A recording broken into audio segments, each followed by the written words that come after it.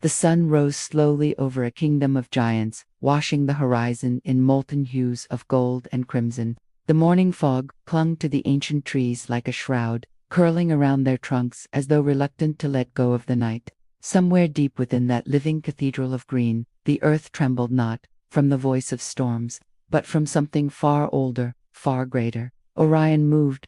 He was more than a beast. He was a mountain given breath, a relic of titanic power born in an age when the earth itself seemed to dream in colossal forms. His head swayed above the canopy, brushing the highest fronds of cycads and araucarias, his every breath a misty plume that drifted into the cool dawn. His hide, dark and weathered, bore the scars of a life written in seasons and storms. Each step he took sank deep into the sodden earth, pressing the shape of eternity into the forest floor. He did not hurry. Creatures like Orion had no need for haste. Time bent around them. Time moved at the pace of their heartbeats, slow and thunderous. He paused beside a towering conifer and stretched his long neck upward, jaws parting to strip a cluster of needles that had survived the night's wind. Resin clung to his tongue, bitter and sharp, but it spoke to him of life, of strength. And strength was the only law that mattered in this green empire. But even Orion felt it, the change. It had begun with whispers in the wind, then with skies that carried strange moods. Now it was everywhere. In the thinning groves, in the rivers that shrank to silver threads, in the distant hush where there should have been the drone of insects and the call of distant herds. Something vast and unseen was shifting in the marrow of the world, and soon it would break. Midday burned like molten copper above the forest, heat pressing down in waves so heavy that even the leaves sagged under its weight. Orion waded through a marsh that was shrinking into cracked pools, mud tugging at his immense feet with a greedy pull. His tail, thick as an ancient trunk, swept behind him like a living pillar, leaving trenches in the earth. He drank deeply from what remained of the water, warm, shallow, and tasting of clay. As the liquid coursed down his vast throat, a flicker of unease crawled through his instincts. This was not the river he had known, the one that once sang loud and clear beneath the shadows of fern groves. This was a ghost of it, a dying vein in the body of the land. Orion raised his head and stared to the horizon. In the far distance, a ridge of storm clouds clawed the sky, black and jagged, their undersides lit with veins of pale fire. He knew storms not as thoughts, but as sensations etched into his blood. They were old, brutal things, but necessary. They fed the rivers, they broke the heat.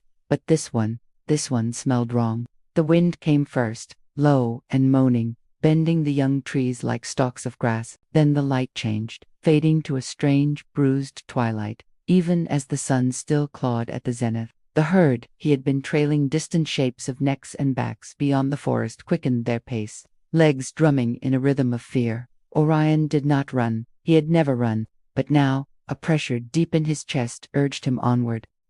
The sky opened with a sound like mountains splitting apart. Rain fell in sheets so thick it blurred the world into a shifting haze. Lightning lanced down, white and merciless, searing trunks into columns of flame. Even as the deluge tried to drown them, Orion pressed through the chaos, water surging against his knees, mud sucking at his weight with every step. A tree crashed beside him, shattering into splinters that stung his flank. He bellowed a sound vast and mournful that rolled through the drowned forest like the cry of the earth itself. Hours bled away in that storm, until at last the thunder faded to distant grumbles and the rain softened into whispers. The land it left behind was not the same. Trees lay broken like the bones of fallen titans, rivers boiled with silt, and the air reeked of smoke and resin and the iron temps of ruin. Orion stood alone on a rise, water streaming from his hide, and for the first time in his long dominion, a shiver rippled through his vast frame, not of cold, of knowing. The world was turning. Days passed under a sun that seemed crueler now, its light sharp as blades on the stripped earth. Orion moved north, guided by the scent of greener lands carried faintly on the wind. Hunger gnawed at him, a slow, relentless ache. His kind were built for endurance, for journeys that spanned horizons, but even mountains crumble when the roots of the world dry out.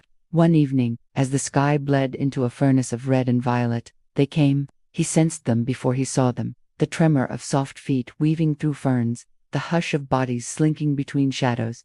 Hunters, not of his size, but swift, clever, and bound together by hunger. Allosaurus, the first shape, broke Covera, blur of muscle and teeth, eyes gleaming like molten amber. Two more flanked it, then a fourth, their low bodies rippling with intent.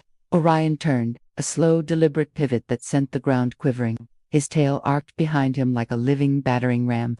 The lead predator lunged, its jaws clamped down on the thick flesh of Orion's foreleg, teeth sawing for purchase. Pain flared a shock that thundered through his colossal frame, but Orion did not fall. He swung, his tail struck with the force of a falling tree, smashing into ribs that crunched like brittle wood. The hunter reeled away, shrieking. The others circled, their roars rising into a chorus that tore the dusk. One slashed at his flank, another darted for the soft underside of his tail. Orion reared, his neck coiling like a living tower, and brought his foot down upon the earth with a boom that rattled bones. The predators hesitated, instincts warring with desperation. Then, as one, they broke away, melting into the forest with snarls that faded into the wind. Orion stood, blood matting his hide, breath gusting in steaming plumes. The ache of his wounds pulsed through him, heavy and hot. Yet deeper than the pain was the silence that followed, the kind that hums with questions older than thought. How many more? Weeks turned to something slower, heavier, as Orion pressed onward. He crossed plains where the grass had burned to brittle gold, forded rivers that were little more than scars in the land. The world was shrinking, folding in on itself like an old beast, curling to die. But then light.